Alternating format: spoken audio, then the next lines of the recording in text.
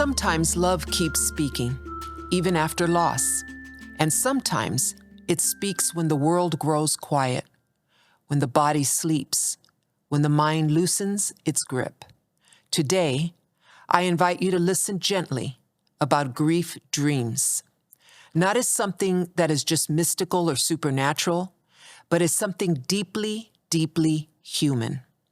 Welcome to Soul Synergy Network Podcasts, a podcast for wellness in the mind, the body, and the spirit. I'm your host, Dr. Irma Elisheva Diaz, educator and grief counselor. Today's episode is called Grief Dreams, a Gentle Guide. This topic will be divided in several parts. This is part 1. And here we're going to explore what grief dreams are, why we get them, what they may be trying to help us process, a gentle framework for understanding them, and a simple bedtime practice you can try tonight. First, a quick care note.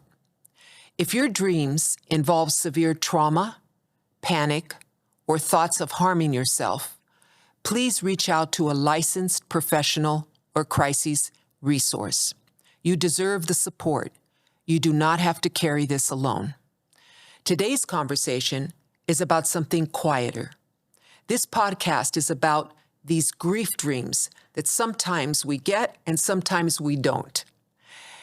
Sometimes, not always, grief does its deepest work when we're not awake. Grief can live in the subconscious. The conscious mind may say they're gone, but the deeper mind is still searching, still adjusting, still reorganizing the bond. Dreams are one way that process happens. As a foundational thought, let's remember this. Even in the quietest moments of your life, even while you sleep, even when your body is still, the soul does not turn off. It continues to perceive. It continues to process. It continues to speak, and sometimes to reveal. When we sleep, the thinking mind, the rapidness, it rests. But the deeper parts of us, the emotional self, the memory, that part of us, the attachment self, remains active. And with that thought, we arrive at the reality that although dreams can be random, grief dreams are generally not random. They come from a place within you that is still reorganizing what you have lost, what you are aching with, the love you have, the memory, the identity, the connection. Loss doesn't just remove a person from our life. It reshapes the inner landscape of who we are. And the part of you that holds deep attachment continues working. In soul-centered psychology, we understand something important. The bond does not disappear. It just changes its form. Dreams are one of the ways the inner world renegotiates that bond that we had with that loved one that departed. And it's not to bring someone back, but to help love find a new place to live. There are common forms of grief dreams. From years of bedside work and grief groups, several patterns appear again and again. First, there is reunion dreams. This is where the person appears healthy and calm, and sometimes smiling or simply just being present. Then there's the unfinished business dreams. Those dreams that encompass apologies, conversations, or moments that never happened in waking life. Then there's the searching dreams. You're looking for them. You're calling. You're missing them by moments. These are all little categories of dreams that happen when we're grieving. There's transition dreams. where we dream of them around doors or trains or airports with lots of water around us or crossings, right? There's distressing or trauma dreams, which I mentioned a few moments ago. And these are more common when death was sudden, complicated, or traumatic.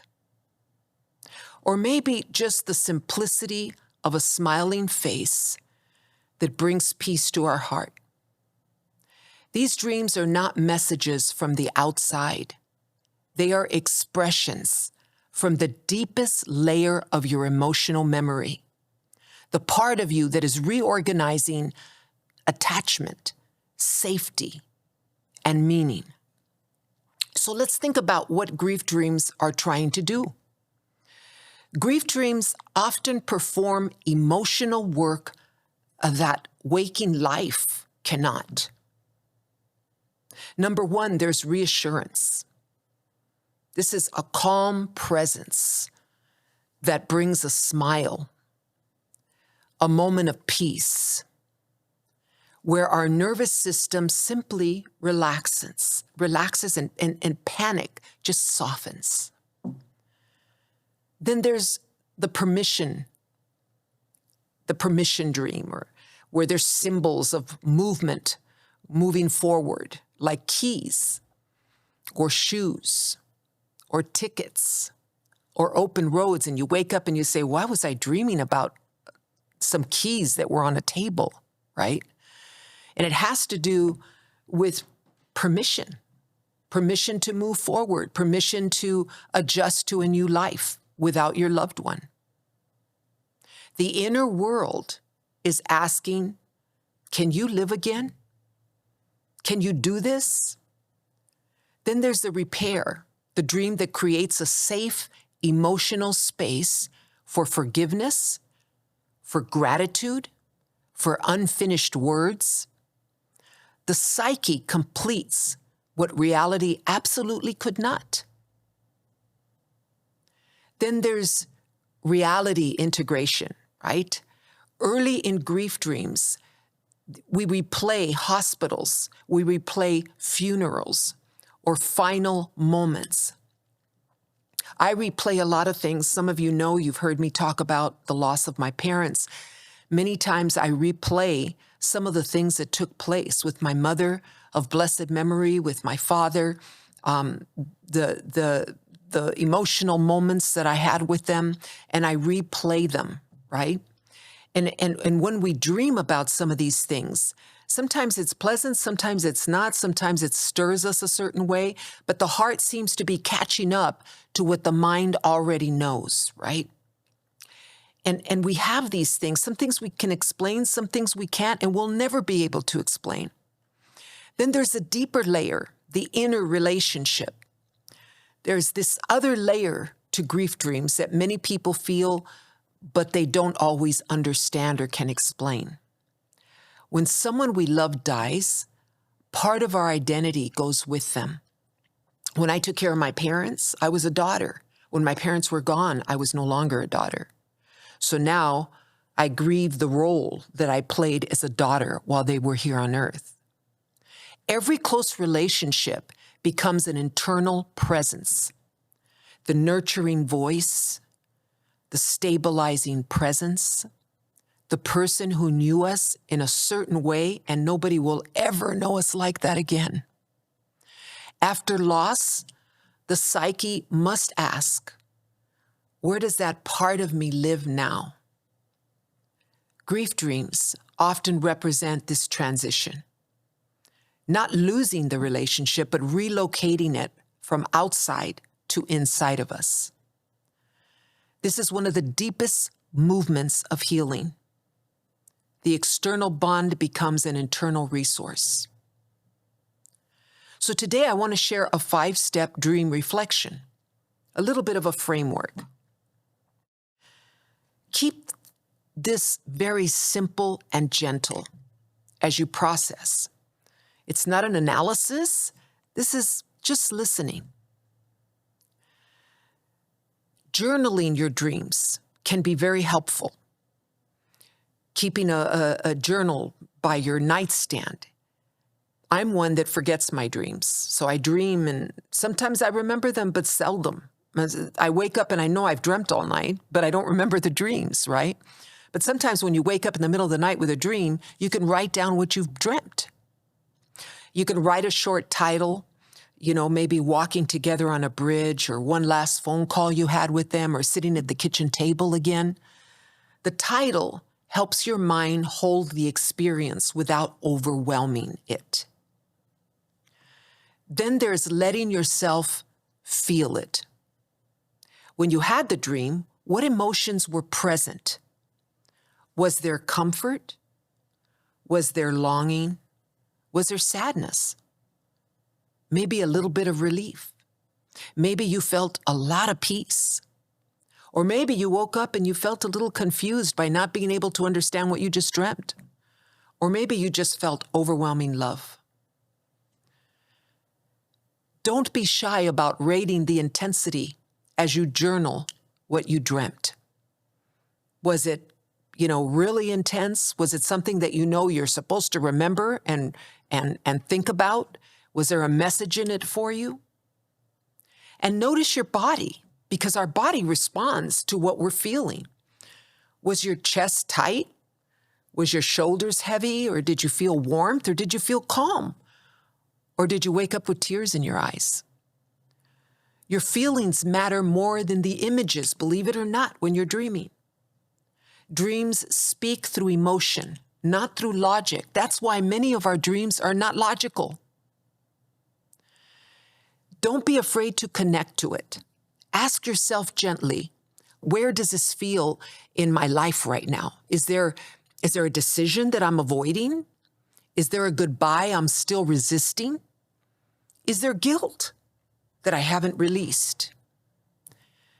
Love that I don't know where to put? Fear about moving forward? Grief dreams generally don't come from nowhere. They come from the place inside you that is still working to heal.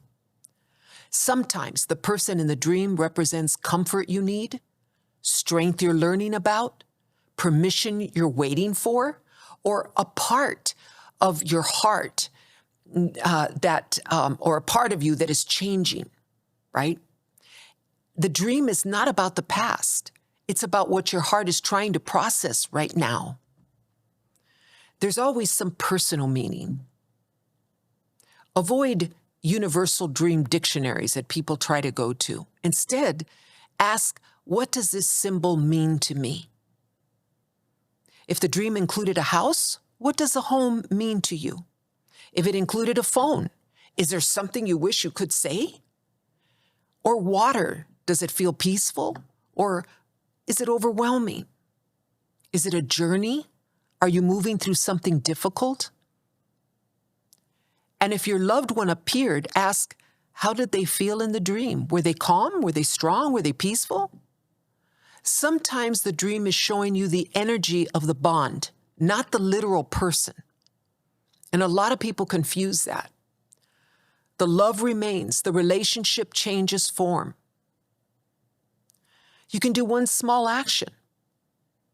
And this can be very important. If the dream carried wisdom, what is one small action you can take today from that dream? Maybe write a letter to them. Maybe play their favorite music. I do that all the time. Maybe cook their favorite meal. Maybe visit a meaningful place that they used to like to go to. Say something out loud you never said. Or take a step forward you've been afraid to take. You see, dreams are not meant to stay in the night. They are invitations to bring healing into daylight. The deeper layer of grief dreams is important because there's yet even another way to understand these dreams. When we experience loss, our inner world reorganizes. The bond doesn't disappear, it becomes internal. Part of you now carries their voice, their values, their presence. You honor their legacy. In deep emotional states like grief, the mind opens a quieter channel. Dreams come from that inner space where memory, emotion, and identity meet. You could think of it this way. Grief dreams are the soul's way of integrating love into who you are becoming. I'm going to say that again. Grief dreams are the soul's way of integrating love into who you are becoming. Sometimes the dream comforts, sometimes it unsettles. Sometimes it shows what still hurts. Completely normal, you're grieving. But always it is movement. Because grief is not just about losing someone. It is about becoming someone who carries them differently. There's a quiet intelligence inside grief. It does not rush you. Never feel rushed. It does not force you. Never feel forced into doing what the next person's doing or how they're grieving and you're not. It actually unfolds with who you are. Dreams are part of that unfolding, if you will. When dreams are difficult, not all grief dreams feel peaceful. Some are distressing, repetitive, maybe, traumatic, filled with fear or guilt. This is especially common when the loss involves sudden death, medical trauma, an accident, unresolved conflict, complicated relationships. If this happens, remember, the dream is not punishing you. It is your nervous system trying to process something that is unfinished. If a dream repeats, ask, what emotion is stuck here? Am I stuck in fear or regret or anger or shock? Where am I in this? You may want to write the dream down. Again, I repeat that, because you forget it. Then gently rewrite the ending. This is called imagery rehearsal. For example, if you couldn't reach them, imagine the call connected. If you couldn't say goodbye, imagine the words are spoken. If you felt panic, imagine calm entering the scene. Then practice that new version while breathing slowly. If disturbing dreams continue frequently, this is a good time to involve a therapist or a grief counselor or trauma specialist. You don't have to process this alone. A good night practice that I mentioned in the beginning for grief dreams. Before sleep tonight, try this gentle preparation. Place a notebook beside your bed, take a slow breath, then quietly say, if something in my heart needs healing, I am open to gentle guidance. No pressure, no expectation, just simply openness. And if you're a person of faith, like myself, say a prayer. If you wake from a dream, write a short title, like I said earlier, because it'll remind you what it was about. Maybe write down 3 emotions you felt when you woke up. And in the morning, take 5 minutes to reflect using the steps we discussed. Healing often happens in small, quiet moments. There is something so important to understand about grief dreams. They are not about holding on to the past. They are about allowing love to take a new form. At first, grief feels like absence, but over time, something shifts. The person you lost is no longer beside you, but their influence lives within you. Their voice, their warmth, their strength, their lessons. Grief dreams often come at the moment when your heart is learning this transition. It's not easy. They are not bringing the person back to us. They are helping us carry the relationship forward in a quieter way, in a deeper way, in a way that becomes part of who you are. So if love visits you in your sleep, receive it gently. Again, write it down, feel it. Let it guide you toward one small act of living, because healing does not mean forgetting. Healing means allowing love to continue its work inside you. I want to thank you for spending this time with me today. If this episode spoke to you, please share it with someone walking through grief. And if you're listening, remember this: you're not alone in your healing. Even in sleep, your heart is still working toward wholeness. Make sure that you tune in to part 2 and part 3 coming soon on dreams, grief dreams. Part 2 is going to be about when there are no dreams in grief. Remember that. Rest in it. I'm Dr. Irma Elisheva Diaz. May your nights be gentle, may your dreams be kind, and may the love you carry become strength for the life that is still unfolding. God bless you.